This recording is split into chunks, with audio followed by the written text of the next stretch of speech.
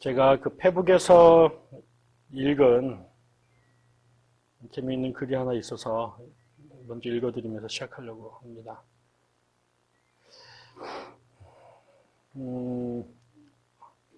어느 목사님이 그 식당에 갔는데 이런 글귀가 있어서 찍으셔가지고요. 그 페북에 올리셨더라고요. 세상에서 어려운 일 두 가지가 있습니다. 첫째는 내 생각을 남의 머리에 집어넣는 일이고, 내 생각을 남의 머리에 집어넣는 일이고, 두 번째는 남의 돈을 내 주머니로 옮겨 넣는 일입니다. 첫 번째 일을 하는 사람을 우리는 선생님이라고 부르고, 두 번째 일을 하는 사람을 사장님이라고 부릅니다.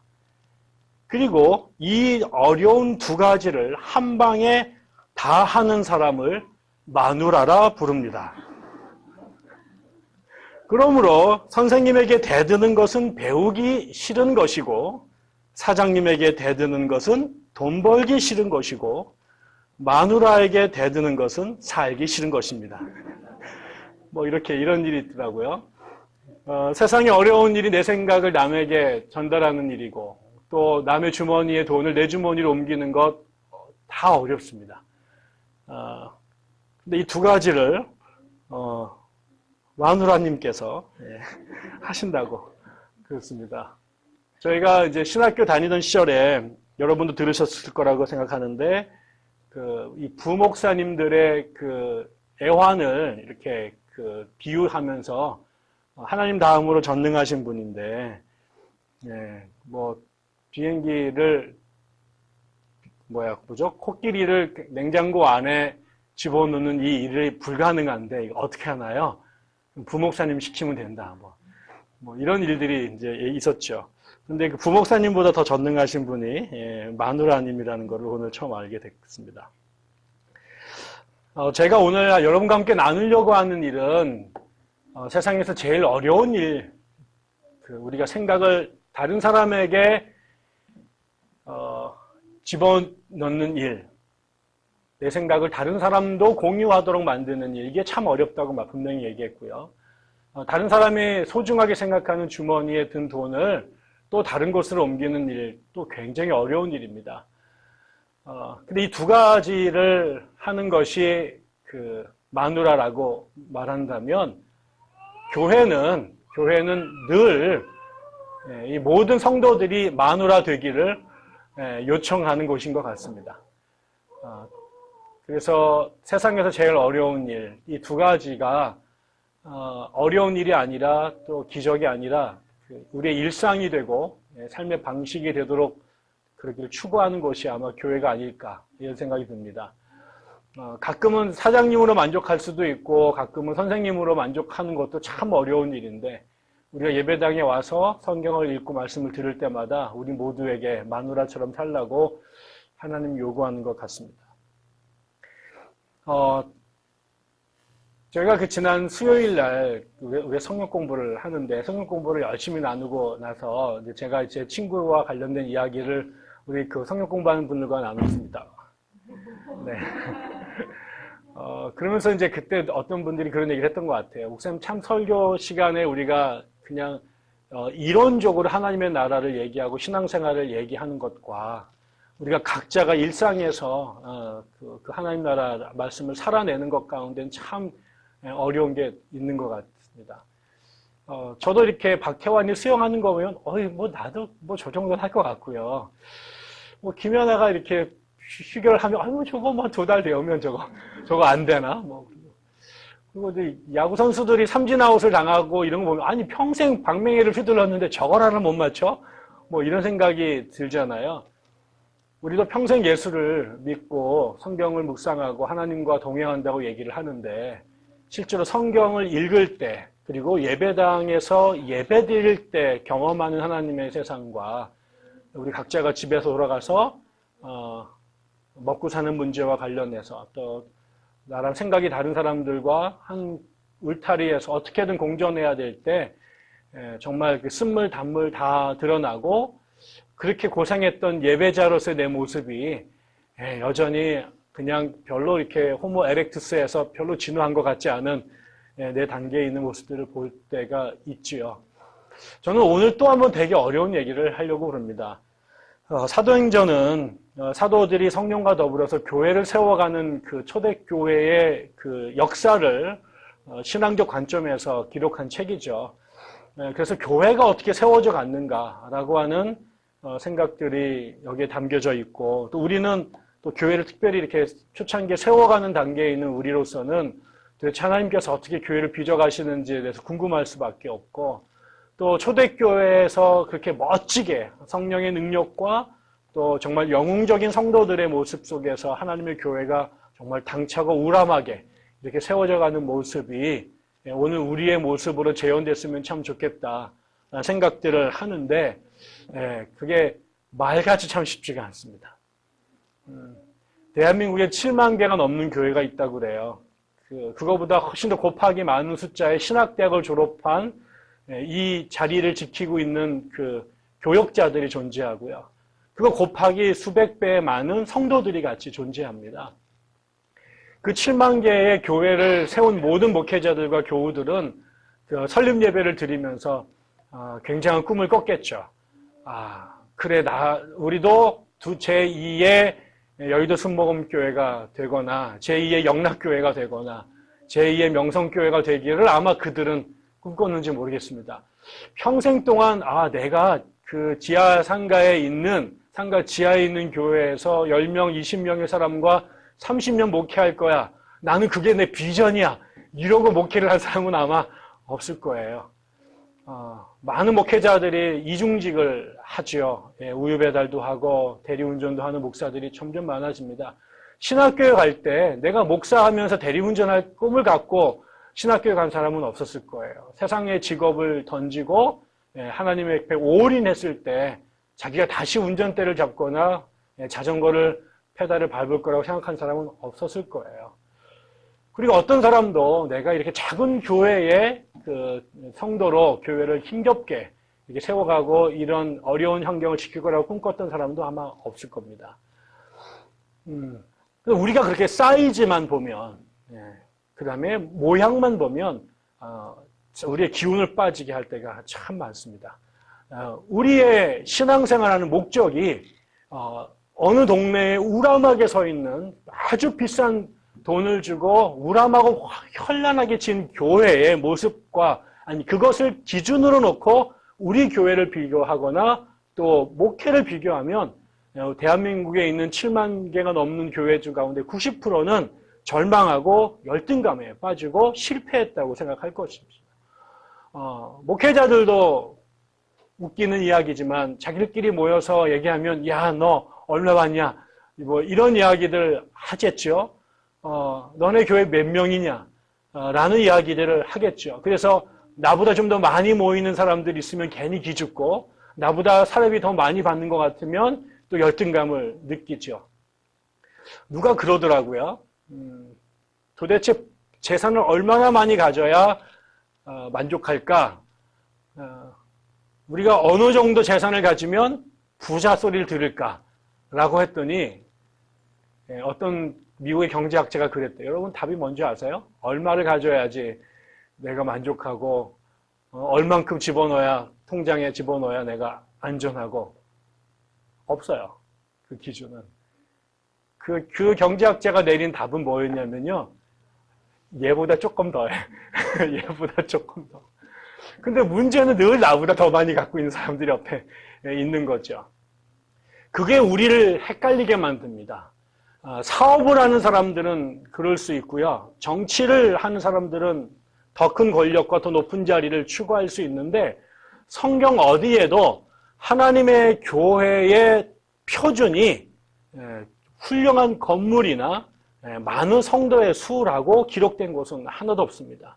우리가 사도행전을 읽으면서도 그 사도초의 초대 교회를 세웠던 어떤 그 누구도 이 교회를 소위 말하는 대형 교회나 거대한 템플을 가진 교회를 짓기 위한 그런 꿈을 가졌던 적은 없습니다. 하나님이 다시 역으로 초대 교회가 일정한 숫자의 사람을 모아놓지 않았다고 해서 책망을 하시거나 어느 사이즈의 건물을 짓지 않았다고 해서 하나님께서 그들에게 매를 대신 적은 없습니다. 근데 오늘 우리가 읽을 이 본문에서도, 그 다음에 지금 우리가 이 9장까지 읽어온 사도행전 안에서, 그리고 앞으로 나머지의 스토리들도 하나님은 온전한 교회가 되기를 꿈꾸셨던 것 같아요. 그런데 그 교회는 과정이에요. 완성된 형태가 아니라 어떤 목표를 향해서 계속 그 도상에 있는 그 교회인데요. 오늘 제가 봤던 이 본문은 또다시 하나님께서 세우고자 했던 교회의 모습의 또 다른 측면을 보여줍니다. 우리가 그동안 읽어왔던 것과 상당 부분 또 중첩이 되는 부분도 있지만 또 다른 쪽에서 하나님께서 강조점을 두시는 부분들이 있는 것 같습니다. 오늘은 우리가 본문의 제목을 협력하여 선을 이루는 교회 이렇게 말했습니다. 협력하여 선을 이루는 교회는 1차적으로 선을 이룬다고 그랬습니다. 그렇다면 선이 이루어지지 않은 상태에서 출발하는 거죠. 선이 없는 상태에서 교회가 선을 만들어가는 과정에 있는 것입니다. 뭔가 부족했던 교회가 뭔가 그 부족을 채워가는 것이고요. 뭔가 뒤틀렸던, 망가졌던 모습이 좀 더 온전해지고 건강해지고 정상적인 모습으로 변화되어져 가는 겁니다. 하나님께서 천지 창조를 흙에서, 무에서, 그 다음에 흑암에서, 혼돈에서 질서와 온전함으로 모양과 빛으로 세상을 비춰 변화시키셨던 것처럼 교회는 1차적으로 혼돈에, 암흑에, 그다음에 무질서에 있었던 것을 우리가 선이라고 말할 수 있는 정상적인 것으로, 건강한 것으로, 질서 있는 것으로, 균형인 것으로, 그 다음에 생명력이 있는 것으로 변화시키는 거죠. 교회는 처음부터 완성된 형태로 존재하는 게 아니라 모든 교회는 마치 창조의 과정을 되풀이하듯이, 그 다음에 신유의 과정을 되풀이하듯이 망가지고 부서지고 연약한 것이 점진적으로 온전해져 가는 과정에 있는 것. 그래서 백향나무 교회도 지금이 전성기가 아니라 지금은 불완전하고 연약하고 힘없고 그 다음에 어쩌면 병든 거고 뒤틀려 있는 것일 수 있는 교회가 앞으로 시간이 겪어가면서 자라고 건강해지고 그 다음에 뼈마디가 맞아져 가는, 그래서 온전한 모습으로, 그래서 선을 향해서 진행되어져 가는 것이다 라는 것이고요. 두 번째는 교회라고 하는 것은 혼자 단독으로 원맨쇼를 하는 것이 아니라 함께 협력해서 그 선을 향해 가는 것이다 라는 것이죠. 제가 가끔가다 그런 이야기를 합니다. 그리고 제 삶에는 아주 중요한 것입니다. 제가 아마 이 얘기는 그 설교를 앞으로 하면서 또 하고 또 할지 모르겠습니다. 저에게 이 과정이 아주 중요한 것은 우리 아내와 대학 때 있었던 청년부의 사건입니다. 제가 이 이야기를 하면 우리 아내는 늘 별로 안 좋아하지만은, 제가 전에 말씀드렸는지 모르겠어요. 제가 우리는 그 대학부가 없었고 청년부가 있었는데요. 그 청년들이 주로 이 공단 지역에 있는 교회에 있었기 때문에 주로 공장에 다니는 친구들이 대부분이었습니다. 그 대학생들이 몇 명 되지 않았습니다. 그래서 저희가 마치 대학생이 거의 없던 우리 교회에 갑자기 4명의 대학생들이 생겼어요. 저희 동기들이 대학을 역대로 제일 많이 갔습니다. 그래서 대학생들이 좀 생겼죠. 그때 신학생 친구가 한 명이 왔고, 그래서 저희 집사람하고 저하고 그 친구 3명이 교회에서 청년부 회지를 처음으로 만들게 됐습니다. 그전에는 그런 게 우리 교회에 별로 없었습니다. 그래서 3명이 만드는데, 공교롭게도 그 어떤 특별호를 만들 때 2사람이 다 뭐 여러 가지 일들로 참여를 못하게 됐죠. 그래서 제가 그때 저 혼자서 이 잡지를 만들어야 되는 때가 됐습니다.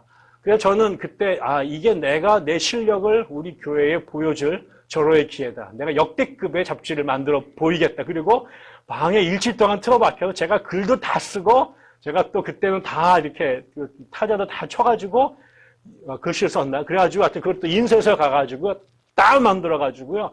제가 직접 그 주안까지 가서 다 찾아가지고 청년부 예배 때 앞에 서가지고 한 명씩 이렇게 나눠줬죠. 그러면서 애들이 이걸 다 여는 순간 우와, 이 감탄사와 역시 야 정말 대단한 이 소리를 기대하면서 이게 막 나눠줬습니다.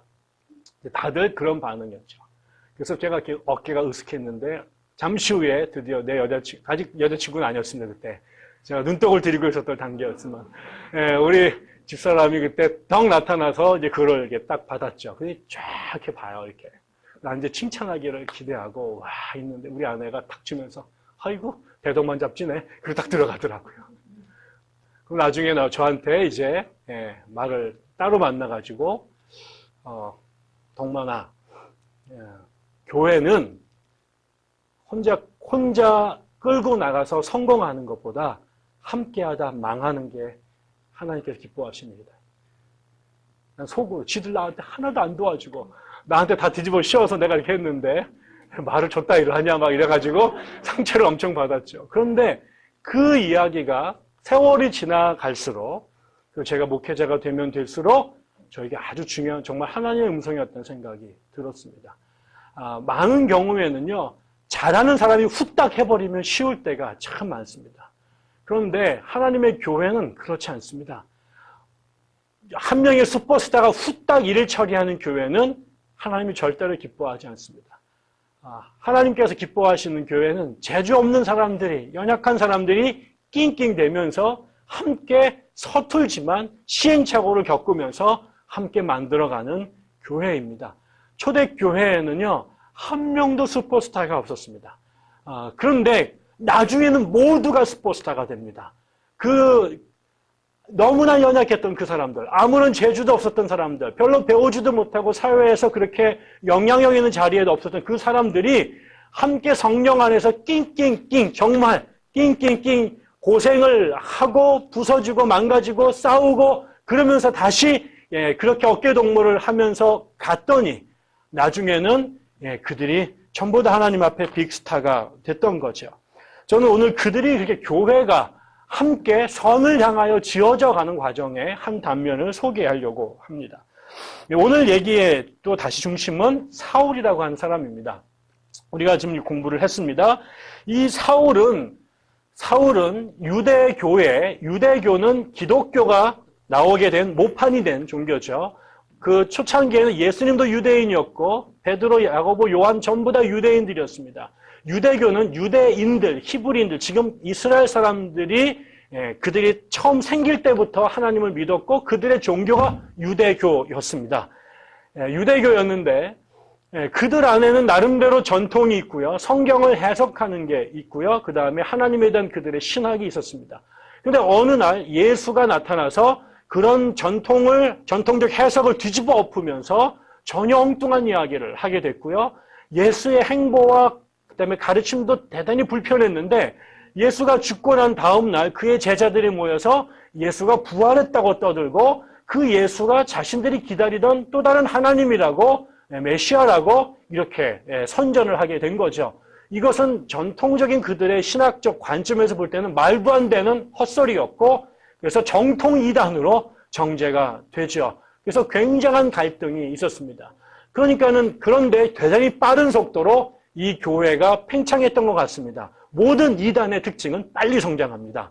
우리도 지금 어제도 우리가 어디 밥 먹으러 인천에 어머니 모시고 가는데 아니 동네가 다 후지고 발전이 안 된 동네예요. 엄청난 삐까뻔쩍한 교회들이 생긴 거예요. 가만히 봤더니 전부 다 하나님의 교회예요.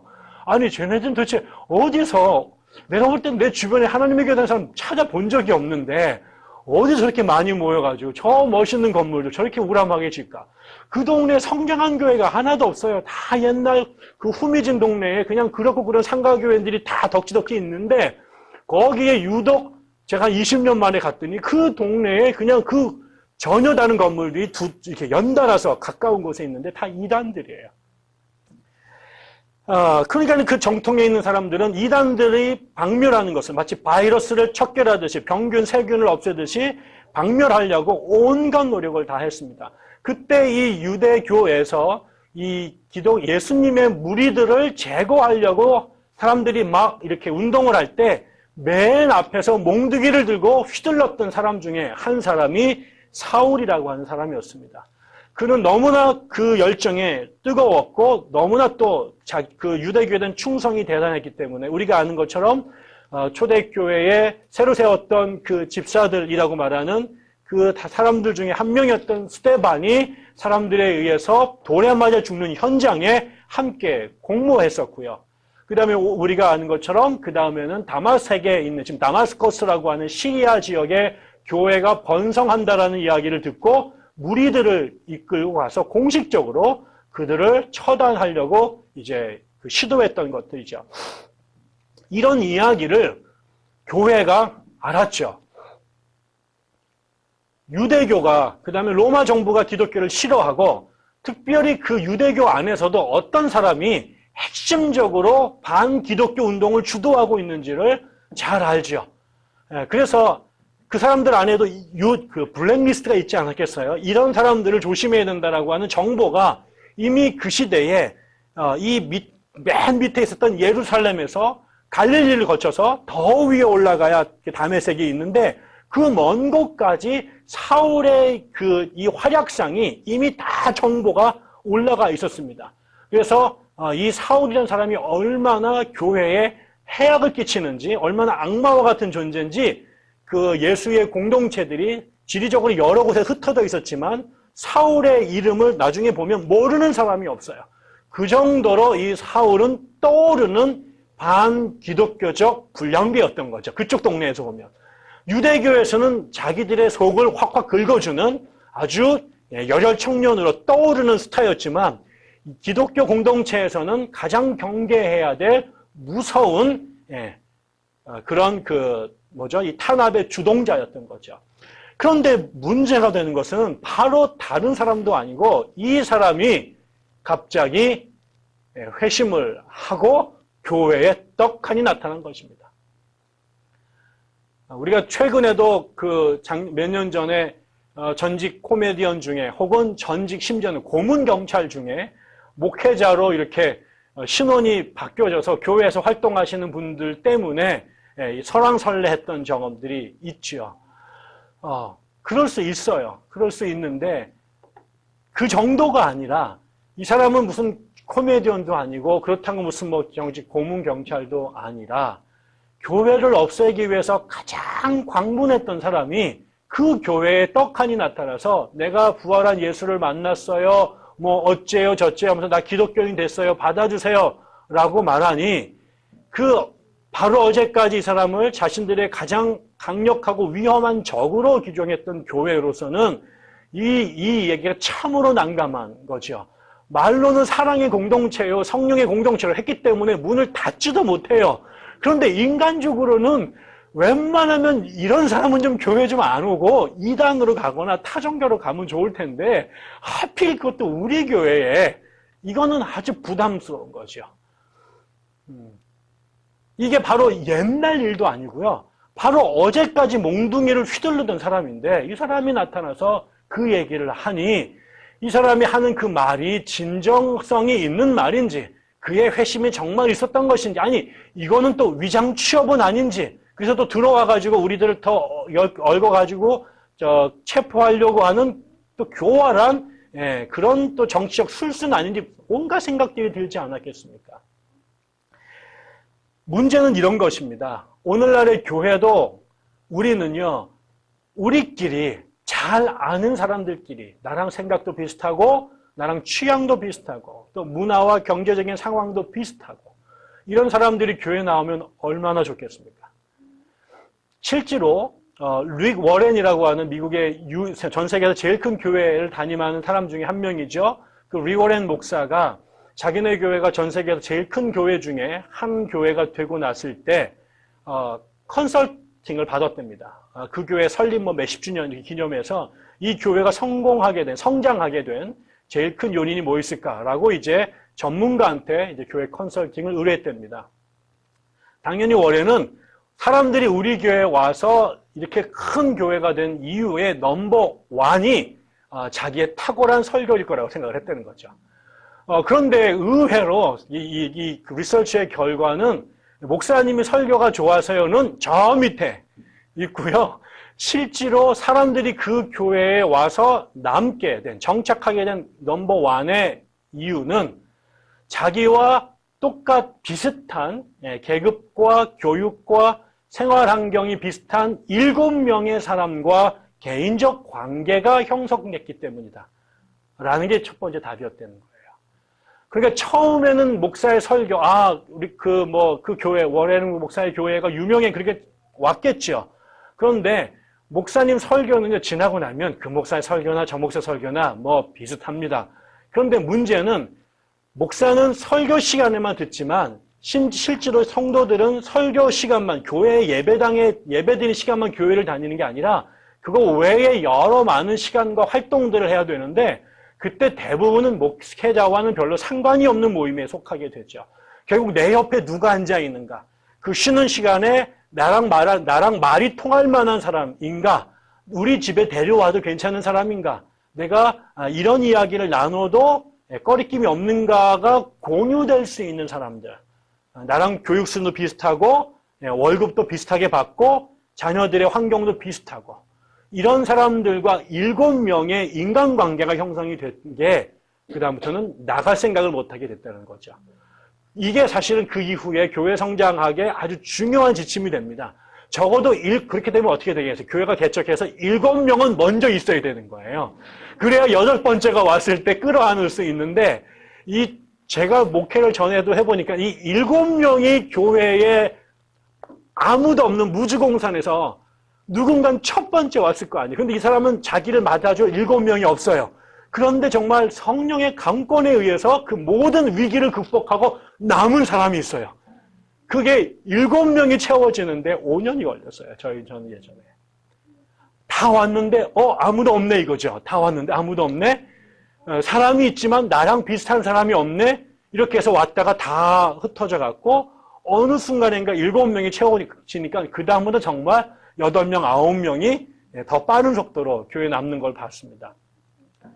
오늘날에도 이런 이유 때문에 소위 말하는 이머징 교회라는 게 미국에서 출현을 했습니다. 이 이머징 교회는 그야말로 이런 동아리적 성격이 강한 교회입니다. 문학적 취향이 비슷한 사람들끼리 모여서 책을 중심으로 예배와 혹은 교회 공동체를 세웁니다. 사회 활동에 관심 있는 사람들이 목사님이 그러면 같이 또 운동권 사람들이 쭉 모여가지고 주로 교회가 사회 운동을 어떻게 할 것인가 이 문제로 가게 되죠. 어떤 사람들은 은사주의적 성향이 강하니까 은사에 관심 있는 사람들끼리 모여서 예배를 드리고요. 어디는 예전적 예배가 좋다고 그래서 또 그런 거에 취향 있는 사람들이 여기에 아일랜드 십자가 걸어놓고 촛불 피는 다음에 예배 드리는 이런 식으로 교회가 모이죠.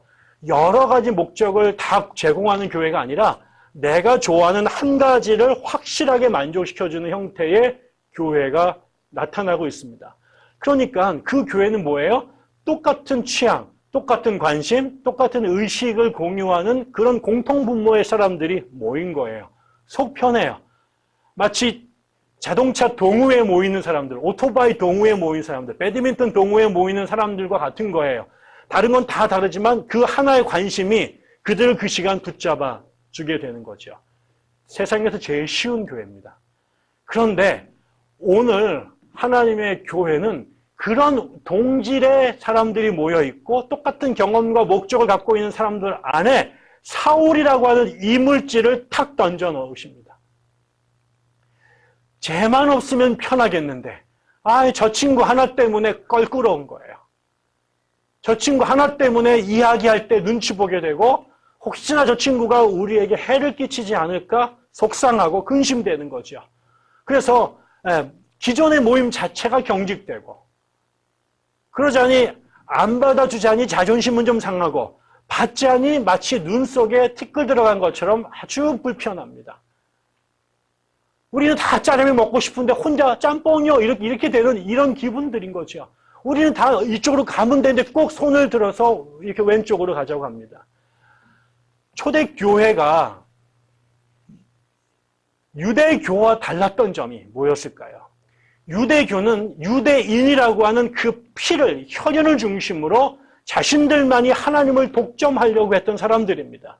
그런데 이 멀쩡한 유대인들의 유대교를 하나님이 일부러 부수셔서 거기에서 일군의 사람들을 떼어내 새로운 교회를 만드셨던 것은 하나님의 교회가 같은 피를 나는 사람들의 혈족 집안으로 한정되지 않기를 원하셨던 것입니다.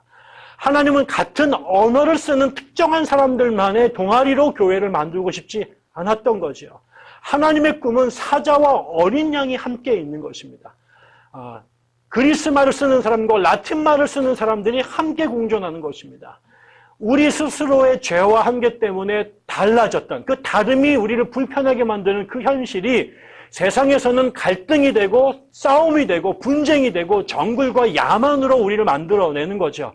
우리의 삶은 뭐겠어요? 우리의 삶 속에서 우리를 불편하게 하는 것들을 제거해 나가는 것이 우리의 삶입니다.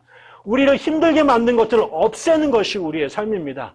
우리 속에 우리와 정치적으로 다른 사람들을 배제시키고 우리와 직업이 다른 사람들을 소외하고 우리와 계급이 다른 사람들과 격리시켜서 우리들만의 천국을 당신들만의 하나님의 나라를 만들어가는 것이 우리들의 삶입니다. 그러니까 어느 동네 제가 필리핀에 갔더니요. 그냥 그 어려운 동네 한쪽에 갔더니 안으로 쭉 들어가더라고요. 그 다음에 울타리를 쫙 쳐놨는데 그 안에 들어갔더니 부자들만 사는 전혀 다른 세상이 있는 거예요. 밖에는 정말 거의 황해의 무법자 수준으로 지나만 가도 막 무서워 죽겠는데 그런 동네 한쪽에 완전히 경찰들이 삼엄하게 경비를 쓰고 울타리를 높이 들고 거기에는 완전히 패러다이스 같은 동네가 따로 있는 거예요. 우리는 모두 그렇게 우리의 삶 속에서 우리와 다른 사람들, 이물질들, 이질적인 사람들을 제거해서 우리들만의 안락한 삶을 꿈꾸는 것이 우리 모두의 인지상정입니다. 그런데 하나님은 그렇게 우리가 배제하고 쫓아내고 싶었던 사람들을 강제로 교회 안에 집어넣으십니다. 그리고 그 안에서 이 사람들과 새로운 세상을 만들게 하시는 거죠.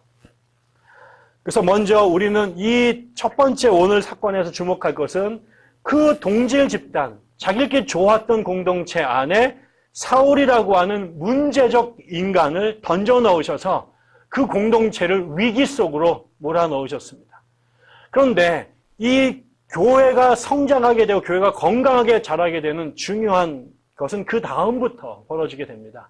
그것은 이 사울로 인하여 처음에는 교회가 마치 건강한 몸에 그 인플루엔자가 들어와서 몸살을 앓는 것처럼 처음에는 갈등을 일으킵니다. 의심하게 되죠. 불안하게 되죠. 왜 받아들이냐? 쫓아내자. 아니야. 이 갑론을박이 벌어지면서 교회가 어려웠습니다.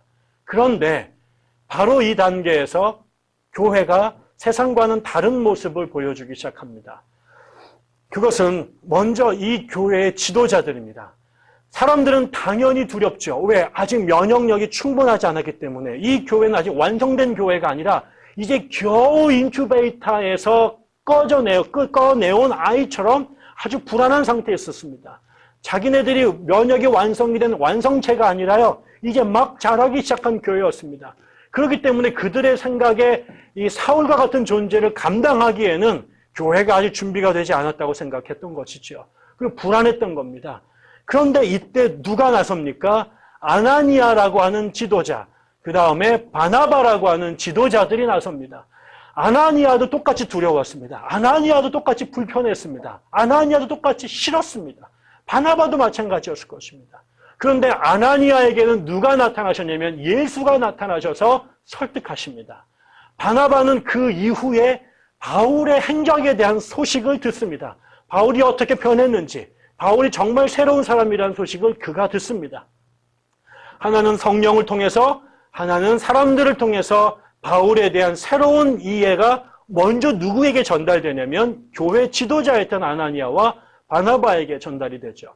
그러고 나서 이 사람들이 처음엔 예수가 아나니아를 설득했는데 이제는 그 아나니아가 교회에 두려워하는 나머지 교우들을 설득합니다.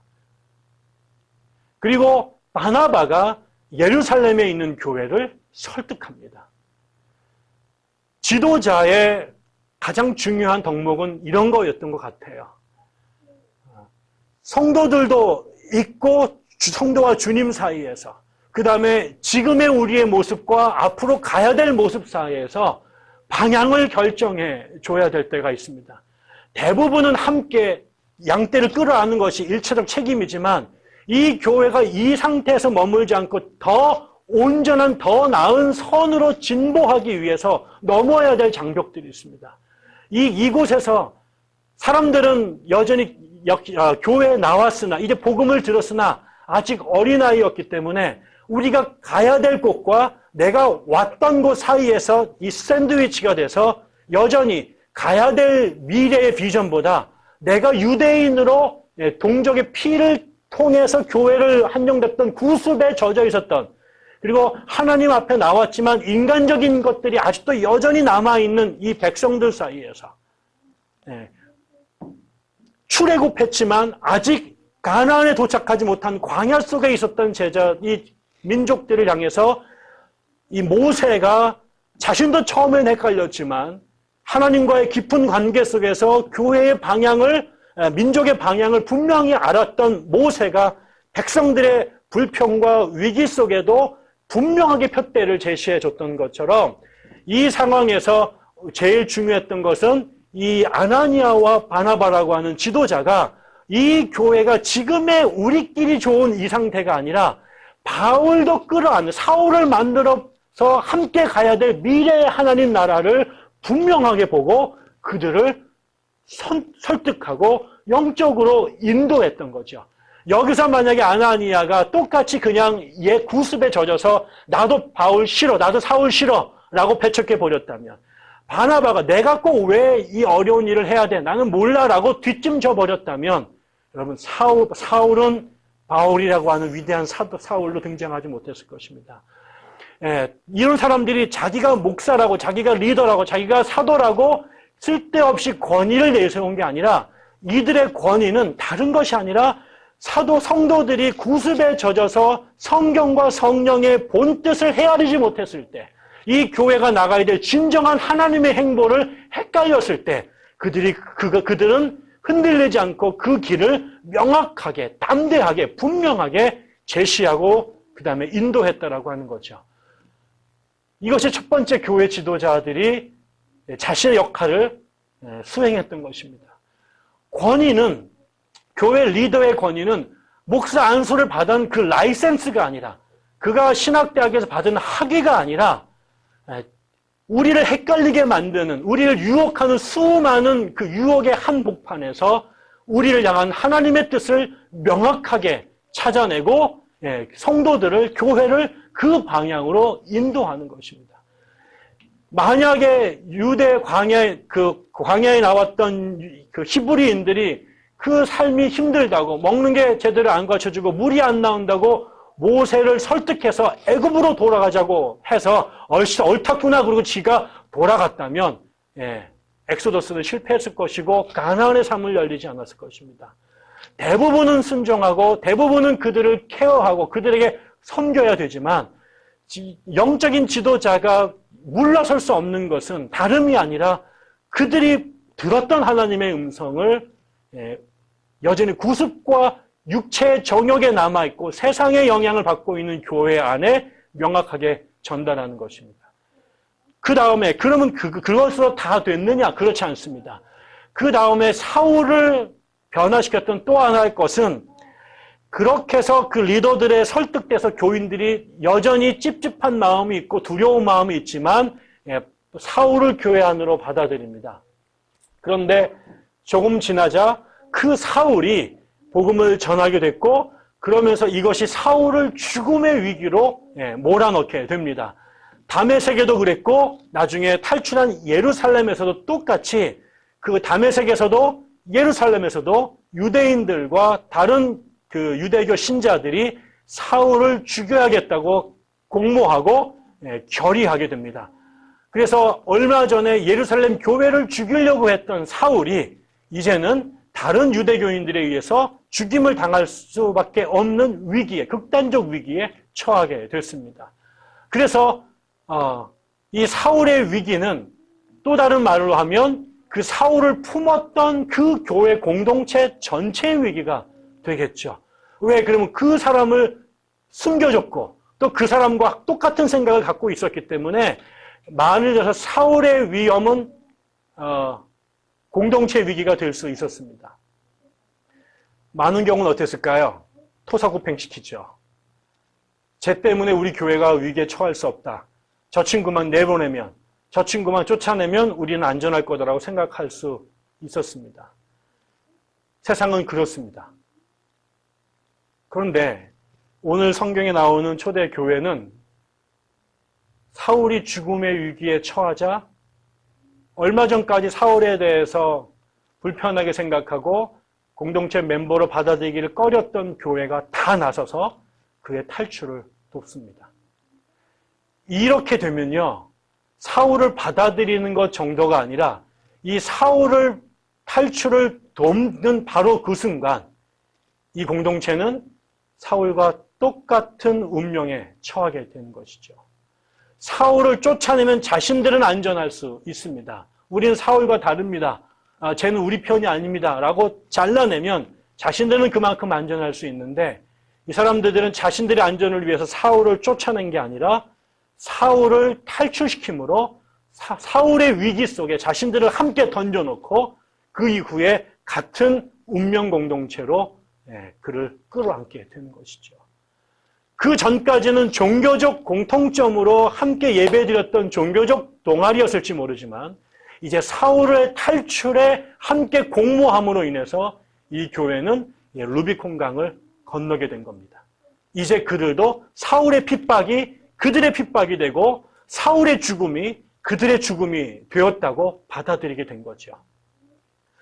이 사울이 그냥 박해자로 기독교적 관점에서 또 한 명의 전과자로 생을 마칠 수 있었을 텐데 나중에 예수님 다음으로 교회를 세우는데 가장 혁혁한 공을 세운 위대한 인물로 자라날 때 바로 저는 이 사건들, 초대교회가 자기가 죽이려고 했던, 자기가 없애고 싶었던, 그래서 적어도 자기에게 돌을 던져도 아무런 할 말이 없는 그 공동체가 자기를 받아줬을 뿐만 아니라 자기의 죽음의 순간에 삶을 함께 묶어서 공유하고 던졌다라고 하는 이 경험이 교회가 무엇인가, 내가 왜 예수를 전해야 되는가에 대한 사울에게는 큰 도장을 찍어주는 사건이 됐을 거라는 것이죠. 자기가 예수에게 성령을 받았을 뿐만 아니라 자기에게 삶을 같이 나눌, 어떤 상황에서도 자기를 끌어안아주고 어떤 상황에서도 자기를 위해 기도해주고 어떤 상황에서도 자기의 동지가 되어줄 교회를 하나님께서 자기에게 주셨고 이 교회야말로 이 땅에 하나님의 세상을 만들어가는 가장 중요한 것이라는 것을 바울이 깨달았겠죠. 여러분, 그 이후에 바울이 뭐 합니까? 일생 동안 그는 수많은 교회들을 세웁니다. 자기를 살려줬던, 자기를 그리스도인으로 만들었던, 자기를 받아줬던 그 교회, 그 다메섹과 예루살렘의 교회와 똑같은 교회들을 그는 이제 그리스말을 쓰는 곳으로 다니면서 에베소에, 빌립보에, 고린도에, 그 다음에 필라델피아에 그의 교회를 세우게 되는 거죠. 그가 그 교회를 왜 세웠을까요? 어떻게 세울 수 있었을까요? 자기가 경험했던 다메섹의 교회, 자기를 견뎌줬던, 자기를 채워줬던, 자기를 위하여 목숨을 걸었던 그 예루살렘 교회의 간증이 바울로 하여금 에베소와 빌립보와 골로새의 교회를 세울 수 있는 또 하나의 힘이 되었고 그는 그 모든 교회가 또 다른 다메섹의 교회, 또 다른 예루살렘의 교회가 되기를 소망했던 거죠. 교회를 세우는 이 교회가 연약하고 별 볼 일 없는 곳에서 선한 하나님의 교회로 세워져 가는 데는 이처럼 필요한 협력이 있습니다. 목회자는 목회자로서 강대상에서 성경을 들고 교회가 가야 될 하나님의 길을 담대하게 능력 있게 선포하는 것이 목회자의 1차적 소명이라면 교우들은 자기 공동체로 받아들인 이물질을 내 도련에 던져버리는 것이 아니라 그들의 생명을 함께 나눔으로 그가 그 공동체 안에 녹아들어와 내 눈 속에 들어온 이물질이 아니라 내 눈의 일부가 되도록 삶을 거는 것입니다. 생명을 거는 것입니다. 좋을 때 좋은 관계 속에서 적정한 거리를 두고 서로 호용호제하는 것이 아니라 저 때문에 내 삶이 불편해지고 저 때문에 내 삶이 뿌리채 흔들릴 수 있을 그 위기까지 함께 손을 잡고 함께 어깨 동무하며 함께 그 위기를 살아내고 견뎌내고 넘어서는 것입니다. 그것이 이 교회를 하나님의 교회로 만들어가는 교인들의, 교우들의 교회 공동체에 주어진 사명이고 그것이 교회가 만들어지는 법칙이라고 저는 생각하는 것입니다. 하나님이 성령을 주셨으나 성령 받은 사람들 안에서 이루어야 될 삶의 모습은 바로 이런 것입니다. 목사 혼자, 아나니아 혼자, 그 다음에 바나바 혼자 교회를 세우는 것도 아니요. 그들 없이 성도들이 그냥 같이 뒹굴면서 교회를 만들어내는 것이 아니라 아나니아와 바나바의 역할이 분명했고 그 다음에 이름 없는 그 공동체의 성도들의 멤버의 역할이 또한 대체될 수 없을 만큼 중요했던 것이죠. 이 리더와 공동체가 함께 손을 잡았을 때 그들은 가장 위험했던 폭탄인 사울을 품었고 그 사울이 그들을 모두 터뜨린 것이 아니라 어떻게 해요? 그 사울이 그 속에서 그 공동체 안에서 변화하며 성장해 가게 됩니다. 예수를 이단으로 몰아서 죽이고 싶어 광분했던 그가 어느 순간인가 다메섹 길바닥에 나가 예수를 하나님의 아들이라고 선포하고 있습니다. 얼마 지나자 그가 그토록 기다린 예수를 우리의 메시아라고 그리스도라고 선포하게 됐습니다. 그가 예수를 부활한 예수를 만났을 뿐만 아니라 공동체 안에서 함께 지어져 가면서 함께 배우면서 예수를 이단에서 죽여야 될 악한 존재에서 하나님의 아들이요 우리를 위해 기름 부음 받으신 메시아라고 하는 인식으로 그의 생각이 발전해 가게 되고요. 그 다음에는 그 힘으로 그 깨달음을 그대로 안에 머물지 않고 목숨을 내걸고 자기가 죽이려고 했던 그 예수를 이젠 자기의 목숨을 내걸고 광장에서 선포하는 존재로 바뀌어가기 시작을 하게 되죠. 그리고 좀 뒤에 가서는 헬라파 유대인들을 만납니다.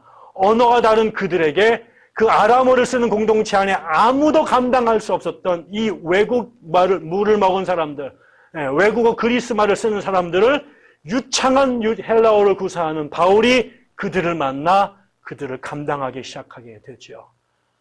바울이 왜 여기에 왔어야 했는지 그가 이제 그의 달란트와 소명을 발견해 가기 시작합니다. 이 일이 교회 공동체 안에서 이루어졌다는 사실을 우리가 봐야 되는 것이죠.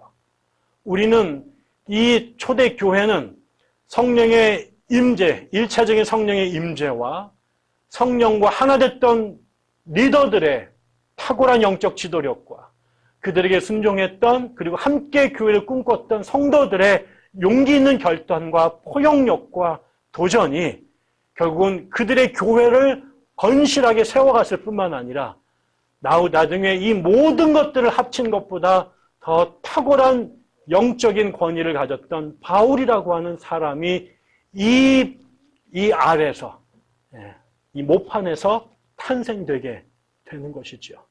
그래서 그들은 자신들의 로컬 교회를 세웠을 뿐만 아니라 앞으로 이어질 하나님의 나라도 함께 세워가는 역할들을 함께 하게 된 것이죠. 저는 우리 교회가 이런 꿈들을 갖게 됐으면 좋겠습니다. 우리는 비록 지금 작고 연약하고 몇 명 모이지도 않고 여러 가지로 부족하죠. 그러나 성령이 우리 안에 계심이 분명하고 작고 연약하지만 우리가 함께 목회자와 성도들이 함께 있습니다. 우리끼리 참 좋습니다. 그런데 우리끼리 참 좋은 이 교회가 더 건강하고 역량 있는 교회를 성장하기 위해서는 우리끼리 좋아하는 목사와 생각이 비슷하거나 우리끼리 학문적인 수준이나 교육 수준이나 삶의 수준이 좋은 사람들끼리 끼리끼리 모이는 공동체가 아니라 이 교회가 진정 하나님의 교회가 되려면 우리에게 던져지는 사울과 같은 사람들을 녹여낼 수 있는 힘이 우리 안에 있는 것이지요. 우리를 불편하게 하고 우리와 다르고 우리를 갈등하게 하고 우리를 불안하게 만들 수도 있는 그 사람들을 지도자와 성도들이 함께 성령 안에서 품어내 그를 우리에게 이물질이었던 그를 우리와 함께 성장하는 하나님의 백성으로 녹여내고 변형시키는 그럴 수 있는 모판으로 우리 교회가 그런 용광로로 우리가 기능하지 않는다면 우리는 우리끼리 모여있는 그래서 결국은 동종교배 속에 그 동종교배는 결국은 기형아를 낳을 수밖에 없고 소멸을 할 수밖에 없는 거지요. 제가 역사책을 보니까 그 합스부르크 왕가가 그랬다고 그래요. 한때는 유럽 전체를 지배했던 그 거대한 오스트리아 왕가가 자신들의 종족을, 자신들의 왕권을, 자신들의 권력을 독점하기 위해서 자기네 집안에서 그런 자기네끼리 결혼을 시켰다는 거죠. 그랬더니 나중에는 세월이 지나면서 그 안에 생긴 이 왕자와 공주들이 점점 면역성을 잃어버린, 그래서 기형아들이 태어나거나 아니면 오래 살지 못해서 죽어버리면서 결국은 전쟁에서 져서 없어진 게 아니라 씨가 말라서 그 가문 자체가 무너져 내렸다고 말합니다. 저희는 우리 교회가 하나님의 성령의 용광로가 됐으면 좋겠습니다. 목회자와 성도들이 같이 힘을 합해서 누구는 불이 되고 누구는 물이 되고 누구는 열이 돼서 우리 안에 하나님이 보내신 수많은 사울들을 녹여내서 하나님의 바울들로 성장하도록 만들어내는 교회.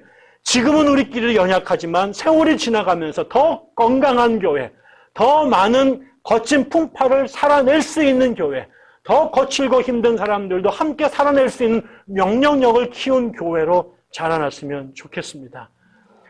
이미 우리는 분열될 만한 충분한 이유들을 이 땅이 너무나 많이 제공해 줬습니다. 그러나 그것이 교회 안으로 들어왔을 때 교회마저 수많은 이유들로 인하여 사분오열되고 갈기갈기 찢겨져 갔던 거죠. 그러나 초창기 하나님의 교회는 세상의 이유 때문에 교회마저 갈라지는 게 아니라 세상을 갈라놨던 그것들이 교회 안에서 성령의 불로, 그 다음에 성도들의 사랑과 관용으로, 그 다음에 목회자의 영적 탁월한 지도력으로 녹여내서 함께 하나님의 나라의 백성으로 그렇게 변화시켜가는 역사가 나타났다는 거죠. 어떻게 되겠습니까? 우리는 쫓아내는 교회가 될까요? 아니면은 끌어안는 교회가 될까요? 작은 이유 하나 때문에 흔들리고 우리가 불안해지는 그런 교회가 될까요? 오히려 그것이, 그 다름이, 틀림이, 불편함이 우리를 더 건강한 면역력을 갖춘 온전한 존재로 변화시켜 갈까요? 저는 이 교회가 성령님과 그다음에 목회자와 성도들이 협력해서 하나님의 아름다운 교회라고 하는 진정한 선을 일구어가는 그런 교회가 되기를 주의 이름으로 축원합니다. 기도하겠습니다. 하나님 아버지, 하나님, 우리에게도 사울을 보내주옵소서. 그리고 우리도 아나니아와 바나바와 다메섹과 예루살렘의 교회처럼 되게 하여 주옵소서. 처음에는 무서워서 도망다녔던 교회들이 이제는 자신들을 향해 몽둥이를 들고 온 그 원수마저 끌어안아 그를 성령 안에, 말씀 안에, 사랑 안에 녹아내려 그가 우리의 뒤를 이어 더 큰 일 할 수 있는 하나님의 백성으로 만들어가는데 우리가 협력할 수 있도록, 그래서 우리가 하나님의 선을 이룰 수 있도록 도와주옵소서. 지금은 우리의 한 몸도, 우리의 이 작은 공동체 하나도 지탱하기 어려울 만큼 연약하지만 하나님, 저희들을 건강하게 훈련시키셔서 하나님께서 맡기시기 원하는 더 큰 사명, 더 큰 사역, 더 큰 일들을 감당해낼 수 있는 그런 교회가 되게 하시옵소서. 목사만의 원맨쇼 되지 않게 하시고 성도들만의 또 분투가 되지 아니하고 성령 하나님과 지도자와 그리고 성도들이 함께 협력하여 주의 나라를 이 교회 안에 이루어가는 아름다운 역사가 있게 하시옵소서. 감사드리며 예수님 이름으로 기도드립니다. 아멘.